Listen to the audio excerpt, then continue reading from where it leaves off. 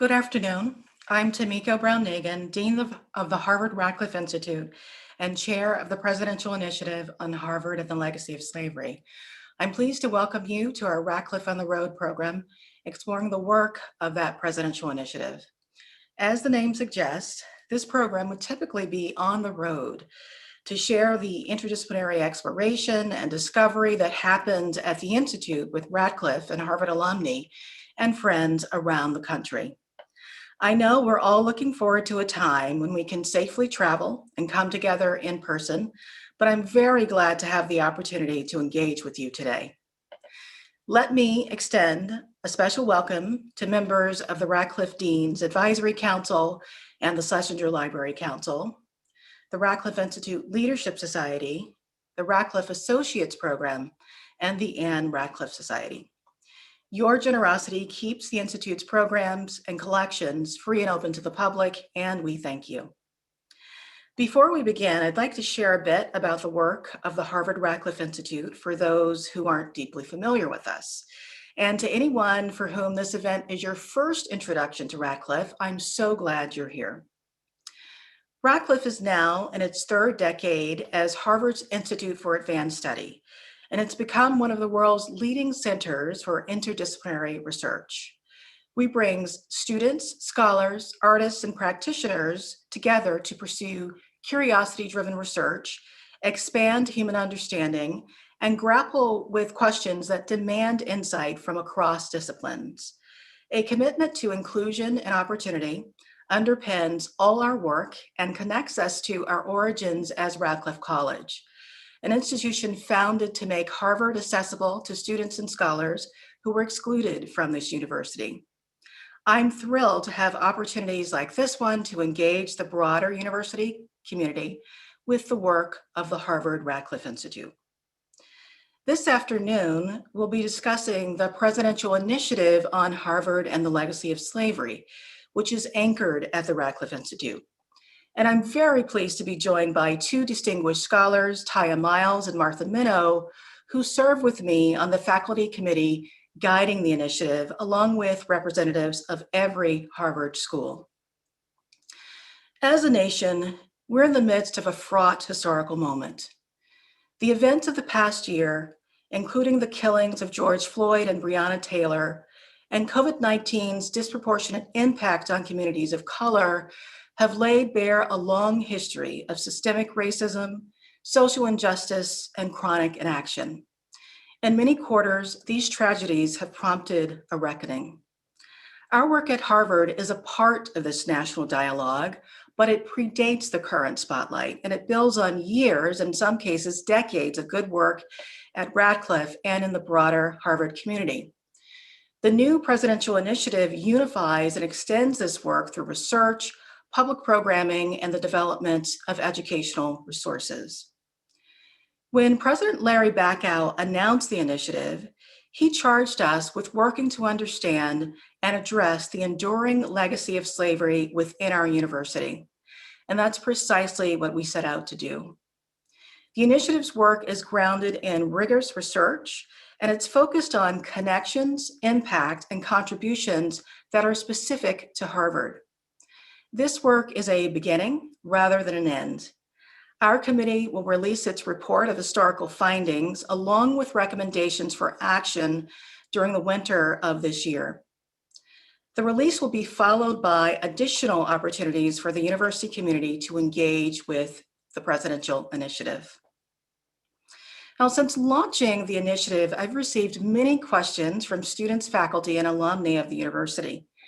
Two of the most common are, on the one hand, why should we do this at all? And on the other, what can you meaningfully accomplish? To the first question, I say veritas.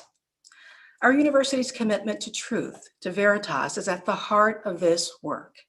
I believe that our collective hope for a more just society requires us, as individuals and as a community, to pursue truth fearlessly and thoughtfully. And this means engaging not only with the present, but also with the past. As I've said many times, we can't dismantle what we don't understand. And we can't understand contemporary inequity and injustice unless we reckon honestly with our history. To the second, I say, let the work speak for itself. I'm confident that the committee's report and recommendations will be rooted in rigorous scholarly research that lays a strong foundation for community reflection, engagement, and reparative action. Our conversation today is the first of many times that we'll have to engage with the work as it progresses. Now, let me briefly introduce my esteemed colleagues, Tiya Miles and Martha Minow. Tiya Miles is a Radcliffe Alumnae professor at Harvard Radcliffe Institute and a professor of history in the Harvard Faculty of Arts and Sciences, where she directs the Charles Warren Center for Studies in American History. A public and academic historian specializing in the intersections of African American, Native American, and women's histories, Tiya co-chairs the Harvard and Legacy of Slavery Subcommittee on Campus and Community. Tiya is the recipient of several awards, including a MacArthur Fellowship, and she's the author of 5 books. Her most recent volume, The Dawn of Detroit, A Chronicle of Slavery and Freedom in the City of Straits, won the Merle Curdy Award in Social History and the James Raleigh Prize in the History of American Race Relations, among other awards. And Tiya herself is a Harvard Radcliffe alumna. Martha Minow is Harvard's 300th anniversary university professor, and she co-chairs the curriculum subcommittee of the Harvard and Legacy of Slavery Initiative. Martha served as Dean of Harvard Law School from 2009 to 2017, and she is an expert in human rights law and advocacy for women, children, persons with disabilities, and members of racial and religious minorities. Martha's most recent book, titled When Should Law Forgive?, was written in part during her year as a Radcliffe Fellow. Martha is the recipient of numerous awards, including 9 honorary degrees. She serves on the boards of the MacArthur Foundation and the Carnegie Corporation, as a member of the American Academy of Arts and Sciences, and has been a fellow of the American Bar Foundation and the American Philosophical Society. Before joining the Harvard faculty in 1981, Martha clerked for Supreme Court Justice Thurgood Marshall. She's also an alumna, having earned her master's degree in education at Harvard. Thank you, Martha and Tiya, for joining us. Now, following our discussion, we'll turn to audience questions. You can use the Q&A feature on Zoom to submit your questions at any point during the program. We just ask that you keep your questions brief so that we can address as many of them as possible. And now I'd like to start our discussion with Tiya and Martha. And I thought I'd start with a question asking you to both reflect on why you chose to engage with the work of the Harvard and Legacy of Slavery Initiative. I wonder, Tiya, if you'd like to go first. Thanks, Tomiko. I'd be glad to. And thank you again for inviting me to participate on this panel. It's really a pleasure to be here with all of you. And I'm just thrilled to be with so many alumni. I joined this committee in part because it was a way for me to contribute to the university that I love, the university that helped to shape my career and that has been the cradle of my intellectual and creative work. And here I'll just pause to fill in a bit of what that work is so you have a sense of what it is that I'm referring to. I study slavery and I focus on the history of enslavement in little known moments and places. And I try to draw stories out that we haven't really had the chance to be aware of before or to entertain before when it comes to enslaved people. For me, that has included looking at slavery in Native American nations, such as the Cherokee Nation. It has included looking at the enslavement of Native American people alongside of African people. It has included looking at slavery in the North and the Midwest, in urban areas. And that has also included looking at legacies of slavery with a focus on ghost tourism, which is actually a popular pastime on Southern plantations. I have endeavored in this work to translate what it is that I have found into various media, including academic publications, of course, but also public creations, such as novels, websites, and mapping, because I do feel that it is our job as scholars, as people who are privileged to hold these positions, to engage with communities, to engage with anyone out there who wants to share in the production of knowledge and who wants to gain greater understanding of our past lives and our current challenges.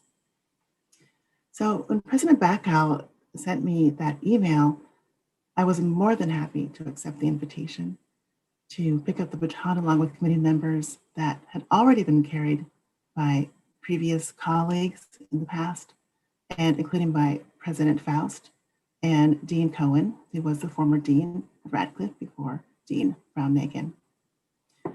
In part, I wanted to contribute, as I have said, but I also wanted to be one of the many people who are joining together to engage Harvard in this work, which is a larger shared project across institutions, across society, the work to really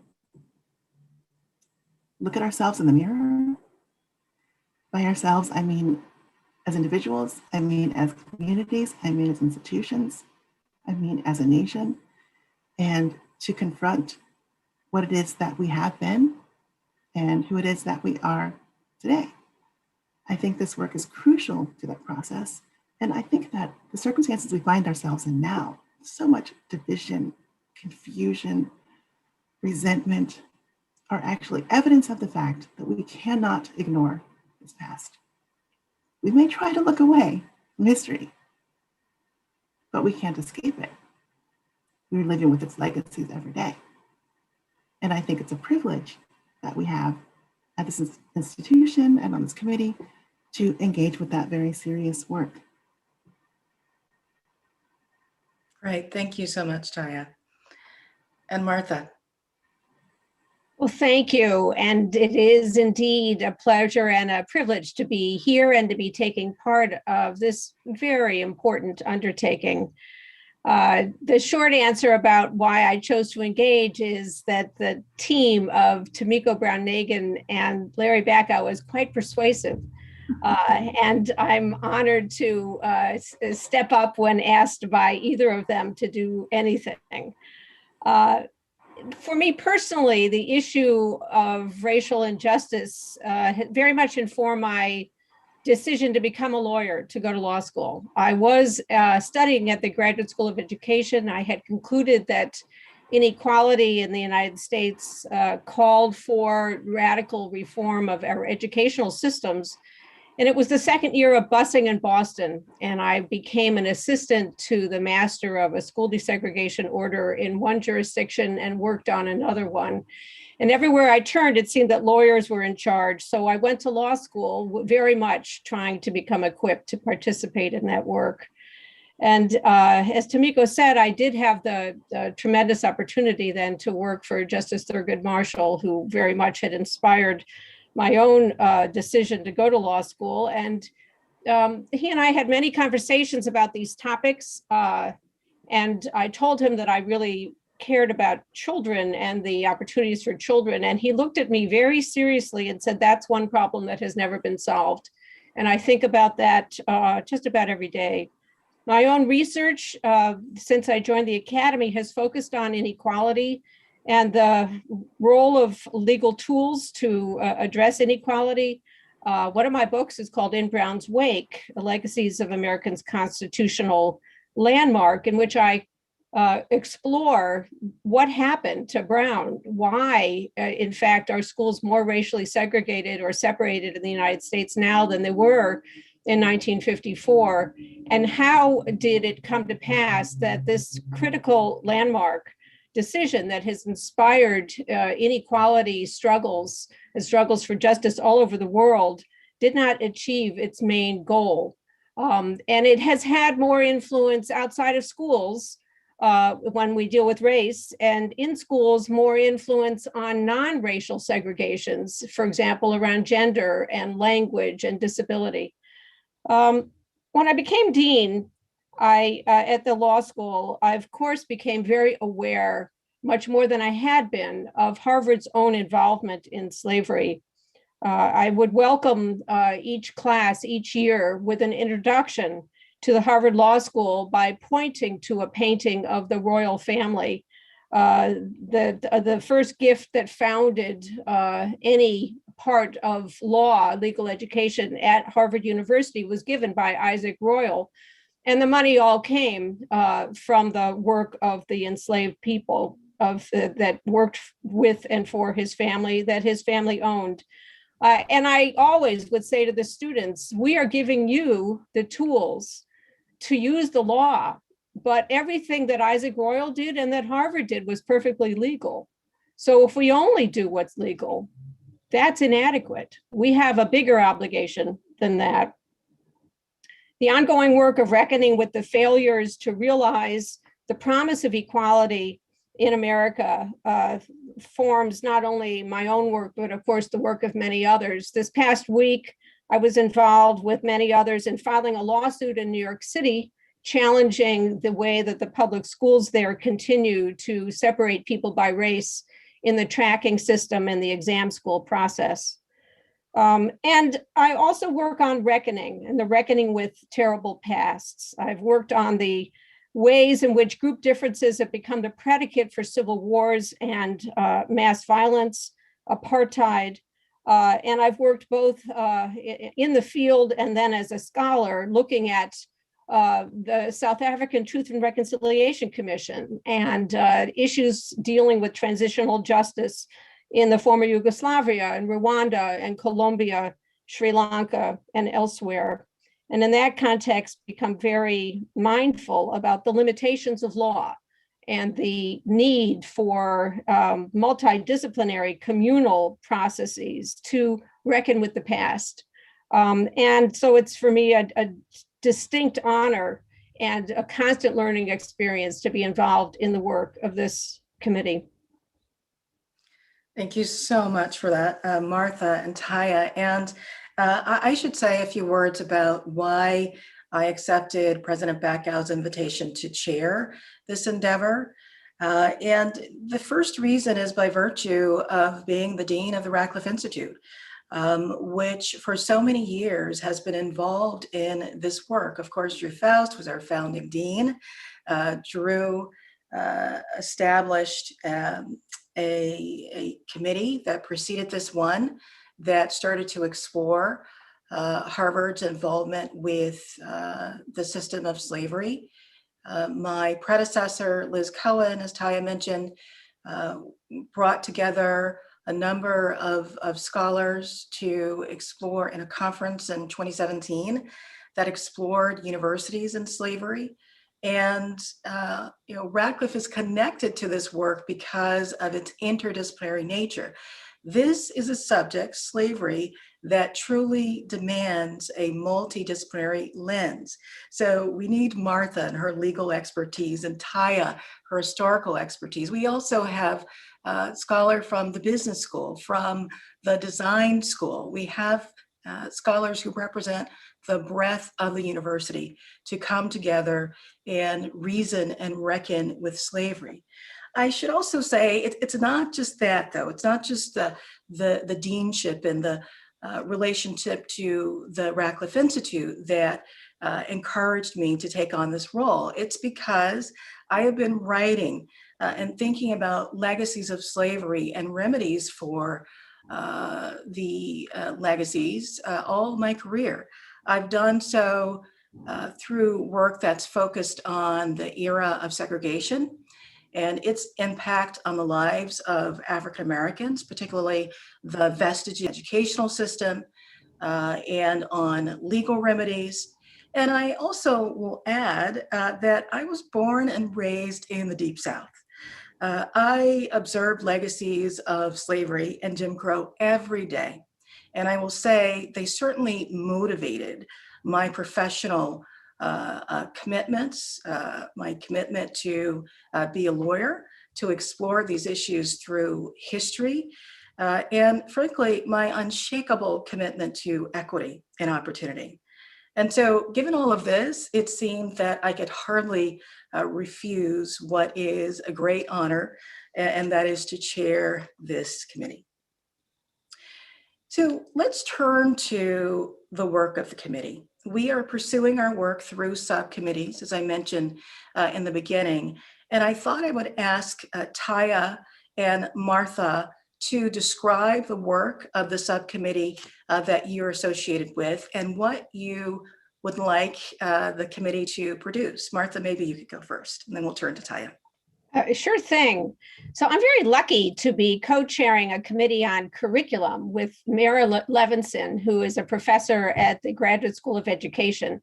And our task is to examine what already exists by way of courses and course materials, and also teaching materials or materials that are research-based that could become the basis for classroom materials, and to find ways to make all of that much more readily available and usable for people who don't currently touch on or deal with issues of slavery or Harvard's experience with slavery in their own teaching. In the course of this work, we've had the opportunity now working with student research assistants and talking with a lot of staff and faculty to explore, well, what are the ways that every student who comes to Harvard learns about being at Harvard? Where do they learn about Harvard University? And that turned our attention to orientation programs. Every school does it in its own way. This is Harvard. We are decentralized, and we've learned a lot about the varieties of ways in which individual departments and programs welcome students. What we have learned is that there is no welcome to Harvard per se. This is all done through these subgroups. And one of our goals is actually to develop materials and to offer them to schools and departments and programs if they would like to include material about Harvard's legacy of slavery in their orientation, and to make it as user-friendly as possible. That includes trying to think about what would be most effective and usable for students and for the staff and faculty who run these programs. And we're exploring the possibility of a film, as well as what kinds of related discussion groups and materials could accompany that resource.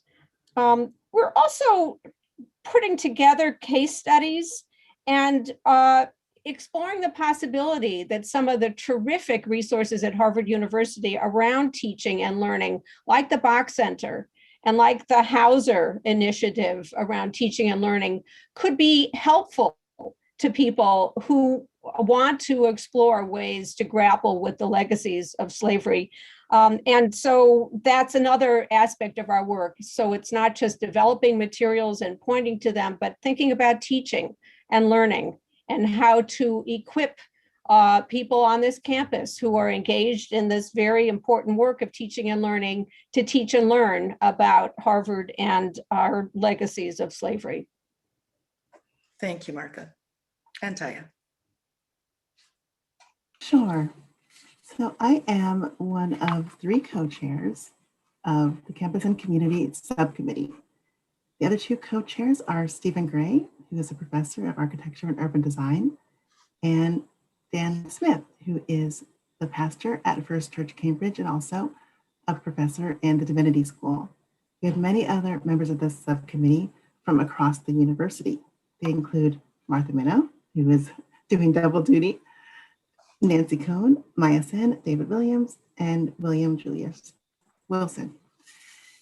One thing that I think we all have in common across our various disciplines is a deep-seated recognition that history is about the community, that the pursuit of historical knowledge and understanding, which we could describe as a pursuit of truth, as Tomiko has put it, really needs to involve all of us because all of us develop a sense of who we are through history, through how it is that we define the past, through how it is that we apply the past to our own lives.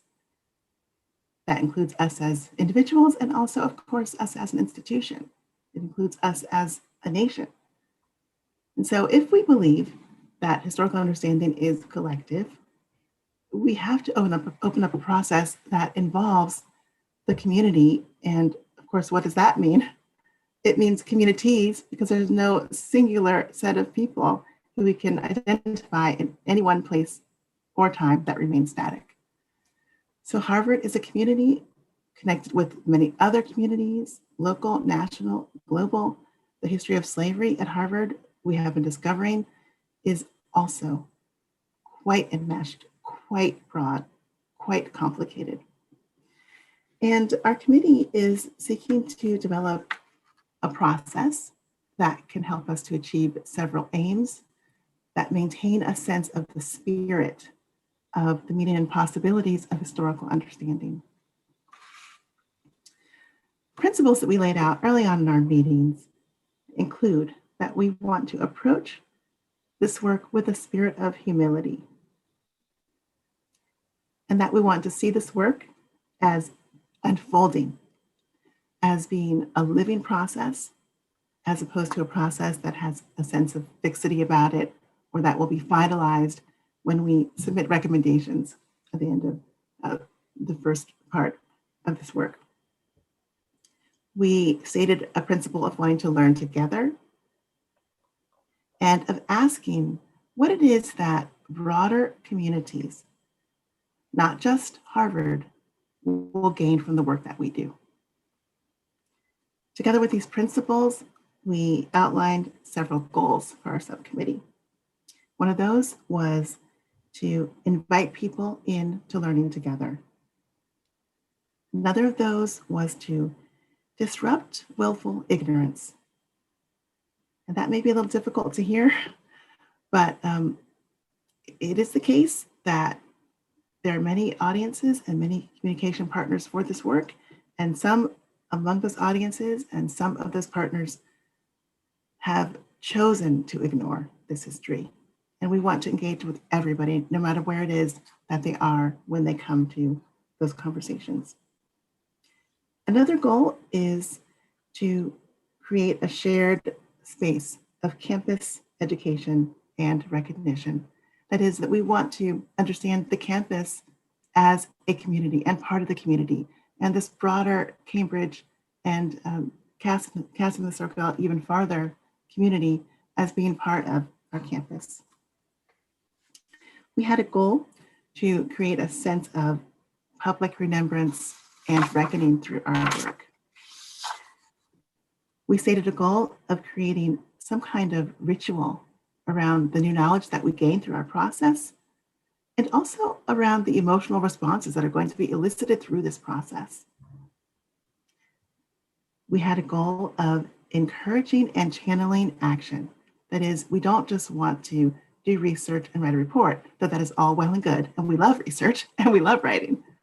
But we want to find ways to enact what it is that we discover in our worlds. We said that we wanted to create tent poles or guideposts for an ongoing process, an ongoing set of conversations. And that we wanted to share in that process with community partners, as opposed to deciding for ourselves as a subcommittee what the process should be, packaging that up, and then handing it to community members or community groups. So in keeping with these goals and principles, we laid out several tangibles or productions, creations that we wanted to develop over time, recognizing that this will probably change because process that is open leads to surprises. But we said that we wanted to create a graphic catalog, a visual compendium of objects, of spaces that relate to enslavement, to better translate that material with and for our community partners and our audiences. We want to create walking tours that might be self-guided, that might be related to apps and all kinds of technology that we aren't experts at, but that others are, and we want to bring them in. We want to have public and campus discussions and engagements and creations. And we are especially excited about the possibility of perhaps partnering with the American Repertory Theater around one such creation that would enable us to have really rich, ongoing, creative conversations and engagement with community members and with artists. We wanted to have some kind of creation or output that was ritualistic in a sense, that would recur over time in a way that could be expected and counted on, and that would have a sense of beauty about it, that would bring the people involved to a space of stillness and reflection, perhaps, in relation to this history.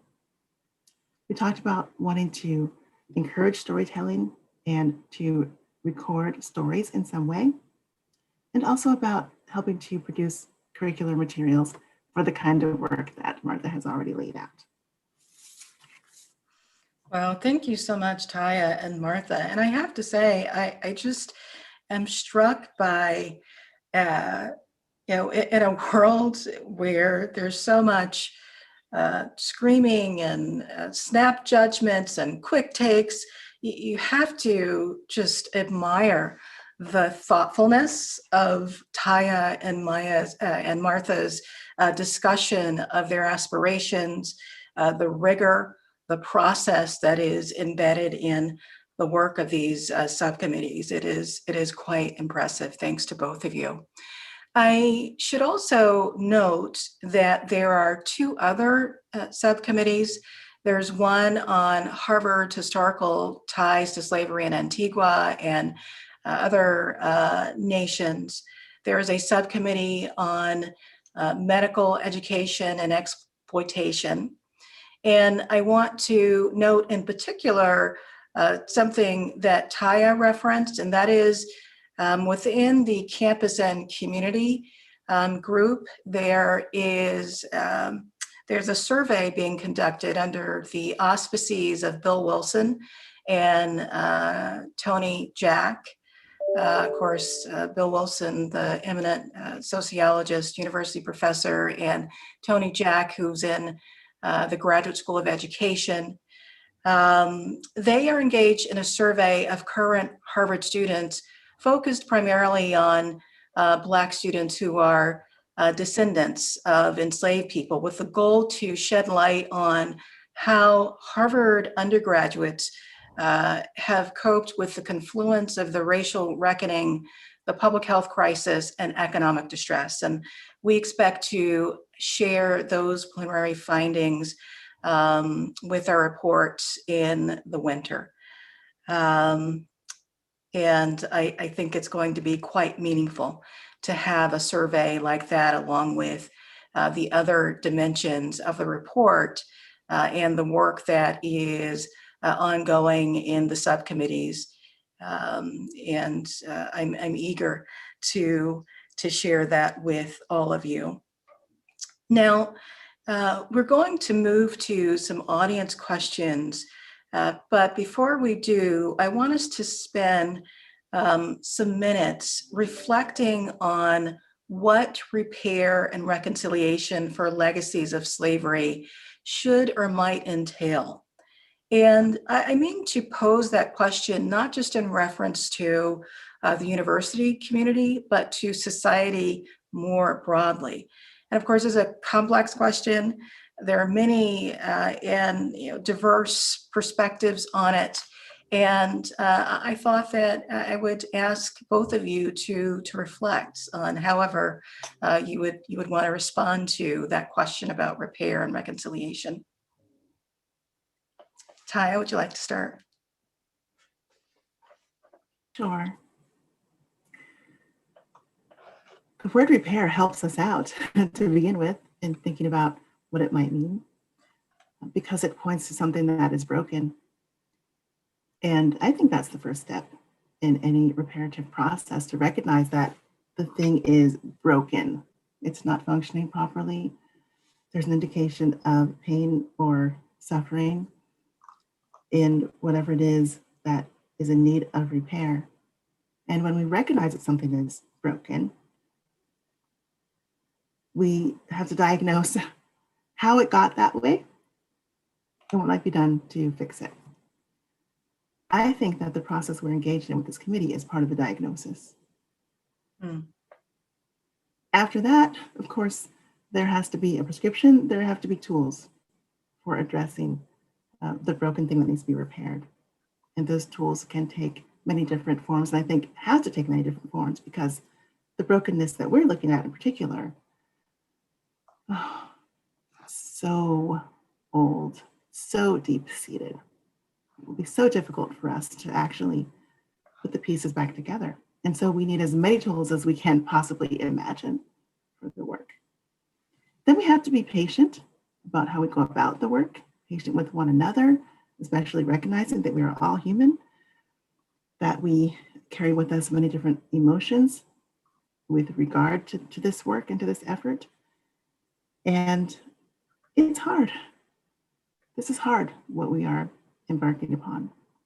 So I think that repair requires patience and a willingness to look at the long trajectory, the long timeline, even while insisting on change right now, because the notion of repair points us to a different state, right? You repair something to change it, to make it whole again. And I think that we have to insist upon change, which is visible, which is measurable as a part of a repair process. Great, thank you. Martha. You know, the words themselves are so difficult. Repair implies restore to a state that once was somehow better. When we're talking about the United States and its treatment of slavery, it's hard to know. And we're talking about the United States and its treatment of those who lived here before conquerors and colonial powers came. What is the return? And so I think that in part, for me, the word reckoning is even richer.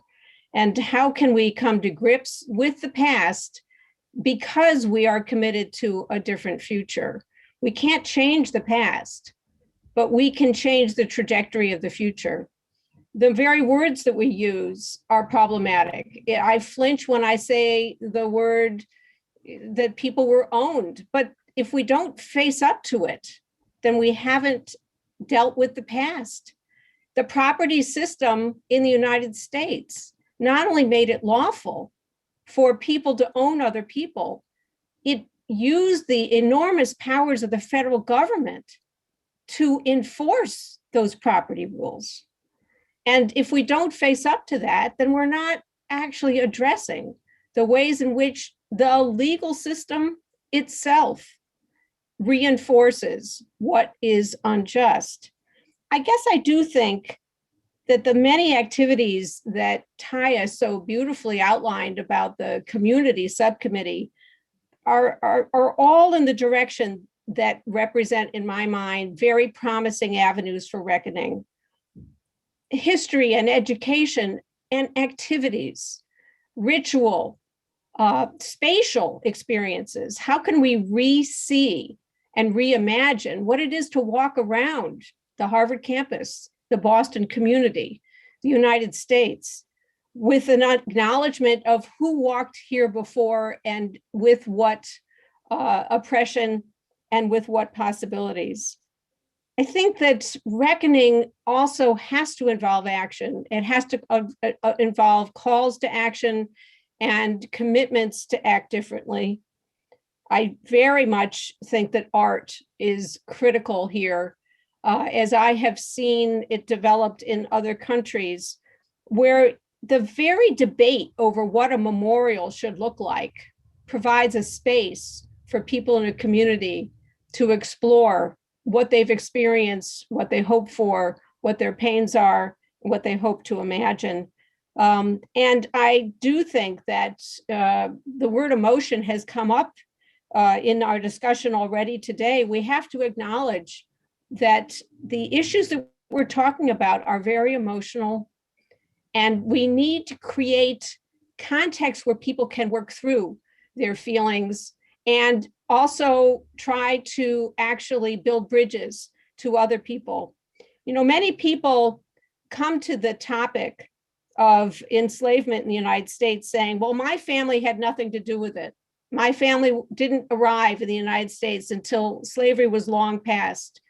Well, that's not actually reckoning with what it is to walk onto the stage of an already existing nation that has been founded with enslavement in its constitution, in its economy, and then the legacies that continue, the hundreds of years of families living under that regime.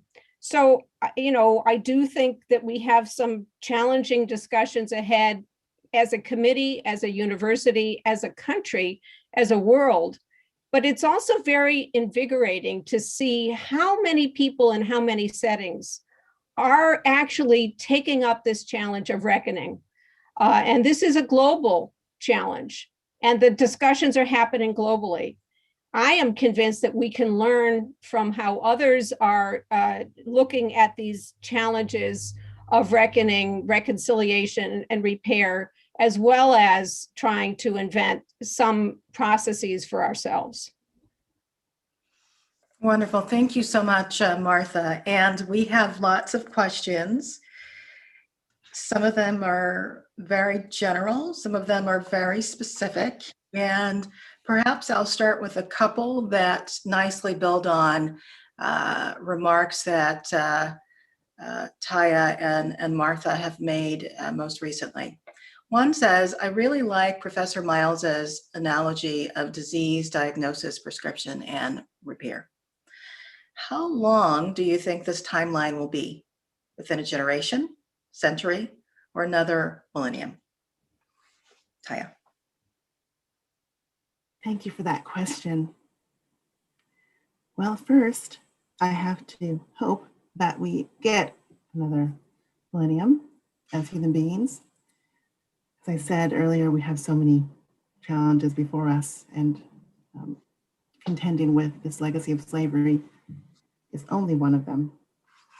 So I think we need quite a long timeline. And when I think back to my enslaved ancestors, I really reflect on that, on how they had to have had a long timeline in order to keep themselves moving from day to day in the conditions under which they had to live. So we must have a long timeline as well.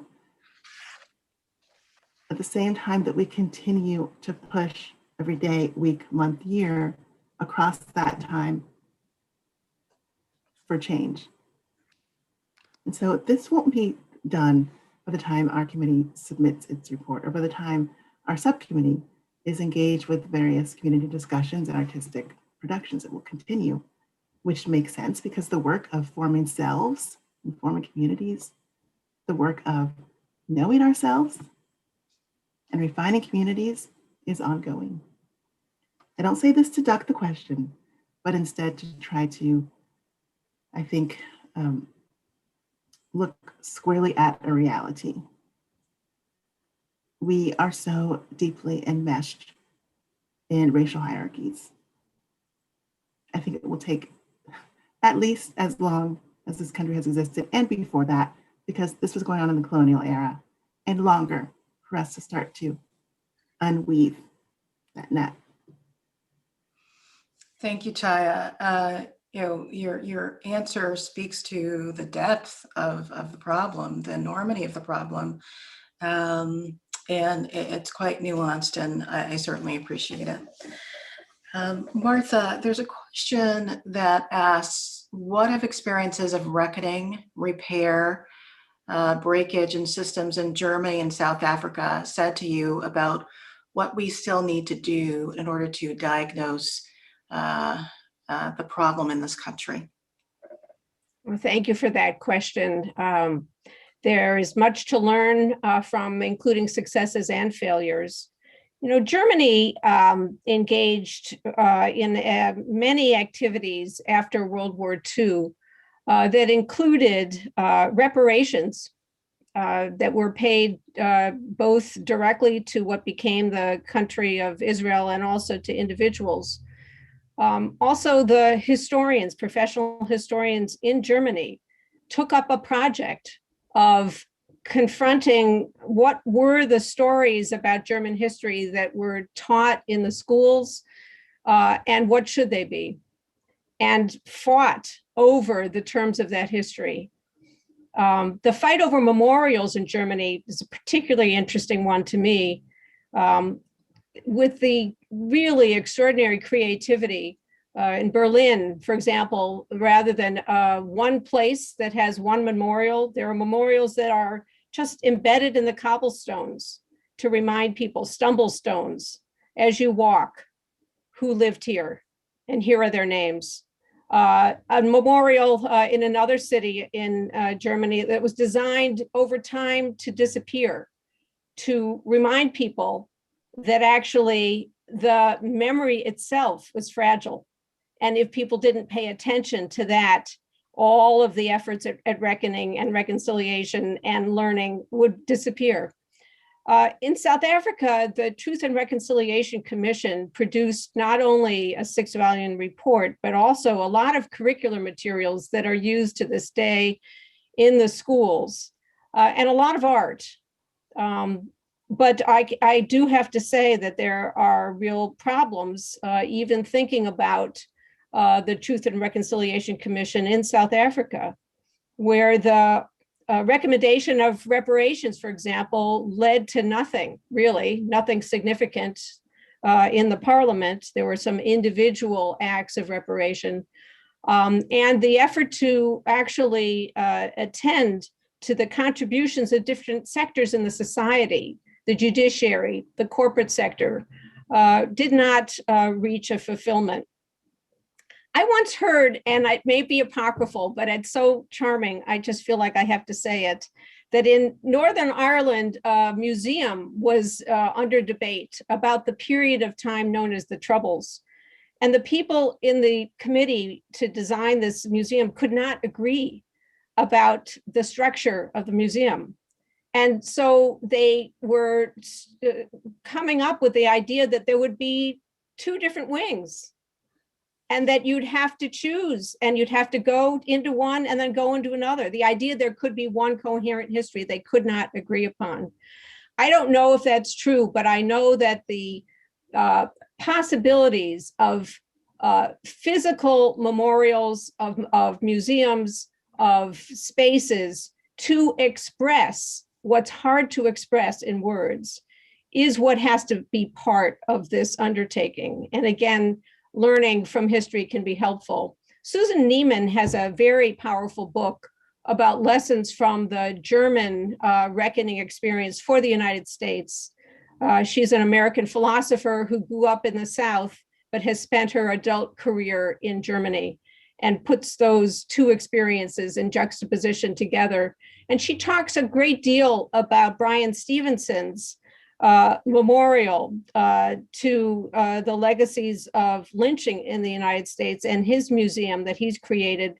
Bryan Stevenson, marvelous graduate of Harvard, who has spent his life and his career defending people caught up in the criminal justice system. He once said, you know, I can go to the Supreme Court and I can even win these cases, but we will not change what happens, and we will not reckon with the past until we change the narrative. And so I think that that's, again, a lesson that I've learned from how Germany grappled, and I think from Bryan Stevenson's efforts to build a narrative. Wonderful. Thank you, Martha. There are a number of questions about how the committee is conceiving of legacy, which is an iteration of questions about what might actually be in the report. And I would like to offer an answer that focuses on topics that the historical report might explore. which seems to me the best way at this point to answer that question. And I will point to bequests, land, buildings, intellectual leadership around issues of race that are rooted in slavery, race and racism, I should say, and then leadership. So surveys of Harvard leaders, stewards, faculty, and prominent affiliates who are connected to the system of slavery. And thank you for those questions. And again, we look forward to releasing this report where you can learn much more by way of details. There is a question about the process of researching Harvard's past legacy with slavery, what it's actually been like, how visible and invisible the sources have been, and so forth. And this question, of course, is being posed by a fantastic historian, our former dean, Liz Cohen. And I'm happy to speak to that matter a bit, and would love to have others join in. So briefly, I will say it's an incredible job of synthesis and delineating categories, of thinking about influences that are both direct and indirect, defining legacies. And we've done so by compiling any number of sources, research in any number of Harvard libraries. Of course, it's been very difficult during the COVID period because we've had limited access to some sources. And we are very pleased to say that the Houghton Library, the staff there, have been so eager to help us. They have digitized sources that we've been able to access and use. I will also say that this effort is monumental in scope. It involves a number of people. Of course, the historians on the committee, which include Tiya, myself, Annette Gordon-Reed, Sven Beckert, who is, who in many ways is started this endeavor around exploring Harvard's connections with slavery along with his students. We have a whole bevy of research assistants. We have a project manager who is herself an historian. So there's a great deal of work that's going on. We're happy to have a lot of sources. And frankly, the challenge is in paring things down and reminding ourselves that this is a beginning, it's not an ending. There is so much more work, historical exploration that can be done even after we are finished with our work. I want to get to another question, which comes from a person who is involved in the entertainment industry, who marvels at how little American counterparts actually know about the real history of slavery and Black people in this country. With the reality of so much misinformation and miseducation, the question is whether we are thinking of partnering with entertainment companies, or perhaps a different way of asking that question is how we're thinking about digital humanities and media in our work. Martha, do you want to offer a perspective? I will. I do think that even in the early discussions we've been having with some filmmakers about the possibility of making not just one, but a series of films about the experiences of slavery and their influence at Harvard, I think that we see now the possibilities of many forms of multimedia communication. I wanted to call out development that was just announced this past week, independent of our committee, but pretty wonderful, where the Harvard libraries are in collaboration with groups elsewhere, at Michigan and Michigan State and Maryland, to create an open database of an inventory and resources about the slave trade as a resource really for people, not just researchers, but people looking at their own family history or the histories in America and around. I think that there are so many possibilities with digital media right now to share information, to make it available, and to make it usable by people besides those inside of an academic institution. I think very much the report that will come out of this committee is the beginning, not an end. And it's an invitation for not only more research, but more ways to make the knowledge usable. Great, thank you, Martha.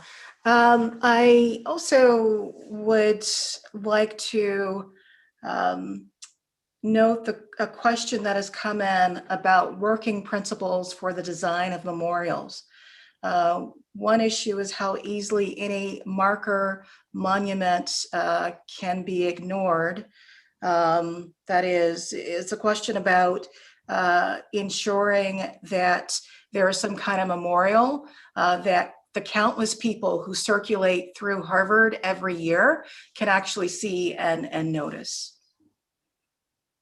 And maybe I'll start off by saying that in the coming weeks, the committee is actually going to hear from artists who have been involved in designing memorials to enslaved people and that capture the legacy of slavery. And we have invited those folks in because we're very interested in hearing about the various perspectives on how to design memorials.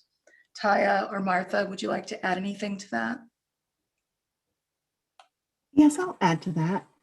And it will really just reinforce what you have just said, Tomiko, and what Martha has said. We are seeking to create a layered relationship to this material. I think we want to make a nest that's made up of many different aspects and elements so that, as the person who just typed in that question has said, it's impossible to actually walk away or to turn away. And that nest will include all kinds of engagements and all kinds of things. I want to just add on to that this is a generative and inspiring and productive process that we are talking about. Yes, slavery is at its center, but the work of engagement is uplifting, it's connective, it gives people energy. And I think we see that in much of the student work that is being produced. And this goes to Liz Cohen's question about research. When Tomiko mentioned that there are many different researchers involved, she includes in that the students who can apply to the initiative through Radcliffe, who can get funding, undergraduates, graduate students, and who have been doing so. Their work as well is contributing to this whole major endeavor, and they are being energized. I know because some of them are my own students who have applied and been reviewed and received funding. They're being energized, and they're finding their place in this university through the work. That's right. And it is vital to the committee to involve students, to hear from students. And before we close, I do want to acknowledge there are questions about the student endeavors around the daguerreotypes. We're very aware of those. And we'll say that the most recent statement from the university commits to making those daguerreotypes more publicly accessible. And we look forward to hearing more about that. There are also questions about prison divestment and how we are thinking about the movement to demand that Harvard divests from prisons. So there is, the statement, the position of the university, which you're welcome to explore online. Then there's the work of the committee. And I will say that this committee appreciates that mass incarceration is very relevant to the work that we're doing. And I would invite those who are interested in exploring that issue to be in touch with me or with the committee itself. And we would be happy to explore ways to engage. There is a dedicated email address for the committee, legacyofslavery@radcliffe.harvard.edu, and then tbrown-nagin@harvard.radcliffe.edu. We are out of time, so we need to stop there. I want to thank Martha and Tiya again for being a part of this program. And of course, I want to thank everyone who joined us this afternoon. As I said earlier, I look forward to many more discussions of our work as the Harvard and Legacy of Slavery Initiative continues. I also encourage you to visit our website to learn more about our programming taking place this spring around this matter. Thank you again, and have a good evening.